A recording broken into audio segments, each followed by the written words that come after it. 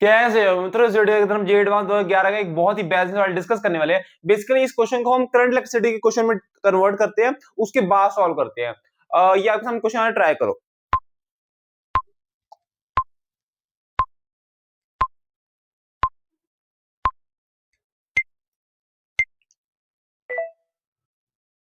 अब इस क्वेश्चन में कहा गया है a composite block is made of slab A, B, C, D, E of different thermal conductivities given in terms of constant K and size given in terms of length L as shown in the figure.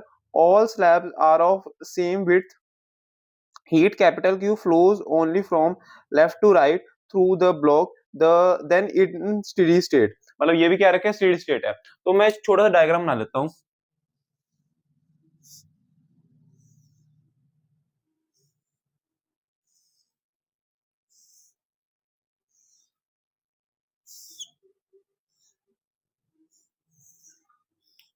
ठीक है, इसकी values क्या क्या दे रखी हैं, 2K 3K 4K 5K 6K। ठीक है,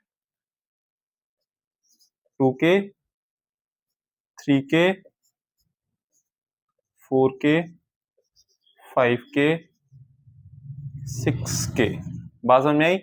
और ये 0 I think L 3L 4L। ठीक है, L 3L 4L ये लेंस नहीं है, ये मतलब एक तरह का जैसे तुम स्केल में लेते हो ना, स्केल ले रखा है एक तरह का कि यहां से लेके यहां तक L है, यहाँ पे फिर 3L पॉइंट है, यहाँ पे 4L पॉइंट है ऐसे। ठीक है, और ये हमारे पास L और 5L 6L 5L 6L। ठीक है, बात समझ में आई। अब इसे करंट इलेक्ट्रिसिटी में कन्वर्ट करो। अगर मान लो यहां से हीट जा रही है, यहां से हीट जा रही है, सबसे पहले देखो हमारे पास पहले तो इस चैप्टर में R होता है यानी रेजिस्टेंस L/K ये होता है ना।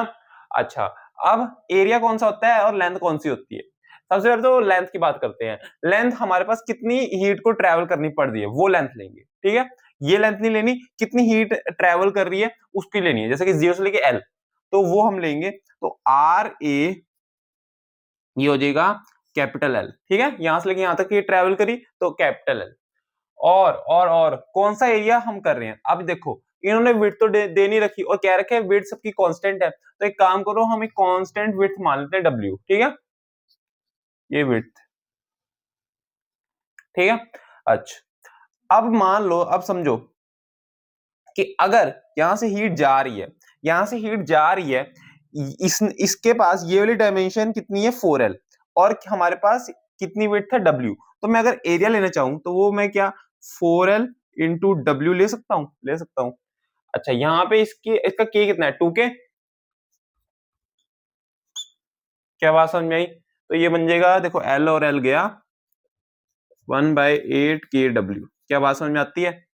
अच्छा, सेम बाकी सबके लिए कर लो। RB इसके लिए कर लेते हैं, इसने ट्रेवल करा 4L, साथ में L इंटू W, साथ में ये 3K, तो ये बन गया 4/3KW है। फटाफट अब मैं सबके लिए लिख लेता हूं, मैंने बता दिया कैसे करते हैं। ये हो गया 4L 2L into W into 4K, तो गया हाफ KW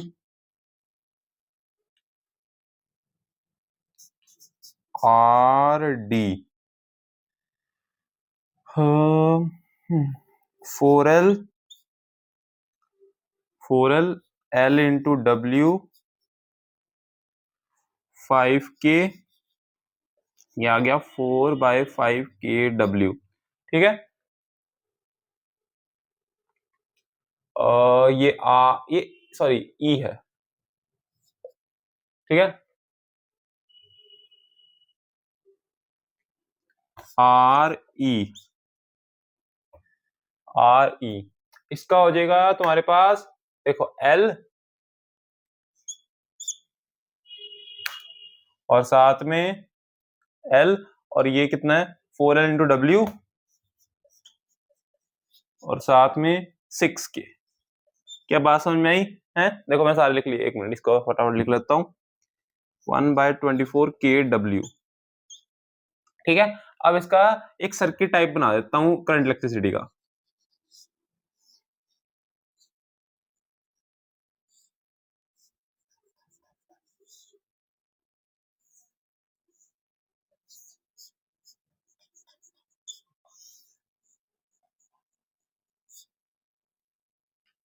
ये हो जाएगा 1/8 kW RA RB 4/3 kW RC ½ kW RD 4/5 kW ये RE 1/24 kW। क्या बात समझ में आई? देख लो एक बार। तो मैंने ये सारा लिख लिया है, इसे यहां से रब कर देता हूँ ताकि यहाँ पे कैलकुलेशन कर सके। ठीक है, ये आ गया। इतनी बात समझ में आई कि नहीं? कि देखो,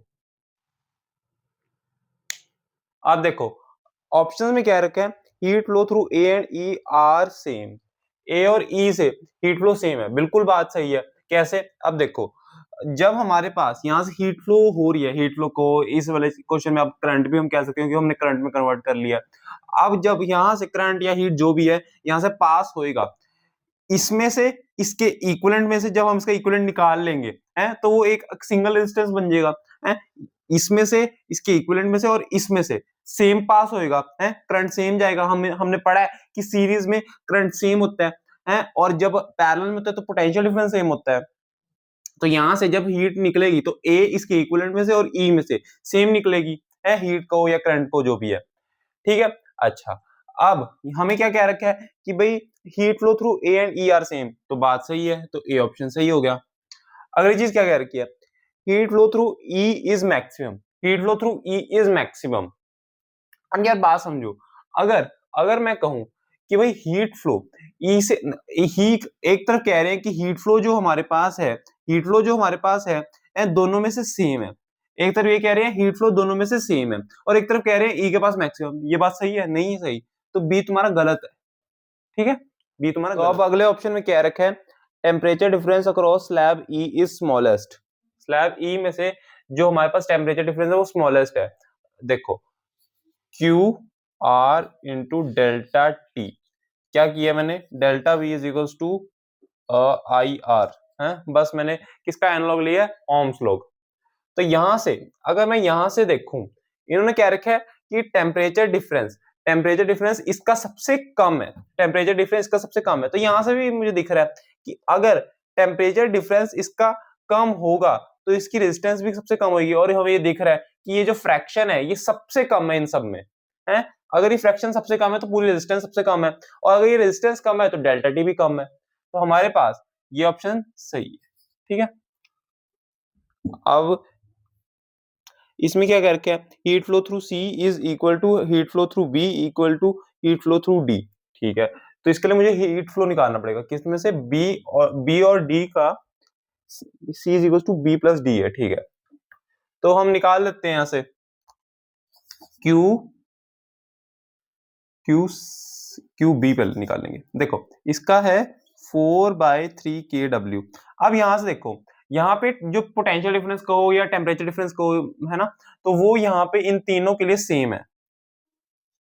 delta t b is equal to delta t c is equal to delta t d, है ना, यहाँ पे पोटेंशियल डिफरेंस सेम है। तो यहाँ पे ये हो जाएगा डेल्टा टी बी। ठीक है, तो यहां से मिल गया q b is equal to 3 kW delta t b by 4। ठीक है, ये एक वैल्यू मिल गई। क्यू सी निकाल लेते हैं, क्यू सी निकालेंगे, ये मिल जाएगा डेल्टा टी बाय आर निकालना ना, तो डायरेक्ट वही निकाल लेते हैं, delta t c upon r half, ये ऊपर चला जाएगा into 2 kW delta t c. ठीक है, देखो डेल्टा टी सी और डेल्टा टी बी सेम है, तो यहाँ पे काम करते हैं टी सी की जगह टी बी लिख लेते हैं, और क्यू क्यू डी ये बन जाएगा डेल्टा टी, टी डी को भी डेल्टा टी भी लिख लेते हैं, तो ये मिल जाएगा डेल्टा टी बी 4/5, तो ये 4 नीचे और 5 के डब्ल्यू ऊपर, तो 5/4 के डब्ल्यू डेल्टा टी बी मिल गई तीनों वैल्यूज हमें। अब हमें क्या रखे कि बी और डी का सम सी के इक्वल है, तो एक काम करते हैं दोनों का सम कर लेते हैं। ये हमें आ जाएगा q b plus q c, ये आ जाएगा, देखो के डब्ल्यू डेल्टा टी बी ये कॉमन लेंगे तो ये अंदर बचेगा 3/4 प्लस 5/4 के डब्ल्यू डेल्टा टी बी, तो ये बन रहा है 8/4 यानी 2 के डब्ल्यू डेल्टा टी बी, तो क्या यही है? हाँ बिल्कुल सही है, तो हमारा डी ऑप्शन सही है। तो कौन से ऑप्शन सही आ रहे हैं? ए, सी और डी, बी गलत है, बाकी ए और सी और डी बिल्कुल सही है। ए, सी और डी बिल्कुल सही है। एक बार देखो, हो आपको जेड बात 2011 का सवाल समझ में आया होगा, चीजें क्लियर ही होंगी। सबसे पहले तुम्हें करंट इलेक्ट्रिसिटी में इसे कन्वर्ट करना था, उसके बाद ऑप्शंस को देखते चलना था और उसके कंसेप्ट को यूज करके सॉल्व करना था। बाकी तो ये समझ में आया होगा, चीजें क्लियर होंगी, कॉन्सेप्ट क्लियर होंगी। और ये वीडियो अच्छी लगी तो वीडियो को लाइक कर देना, चैनल सब्सक्राइब कर देना। Okay, thank you.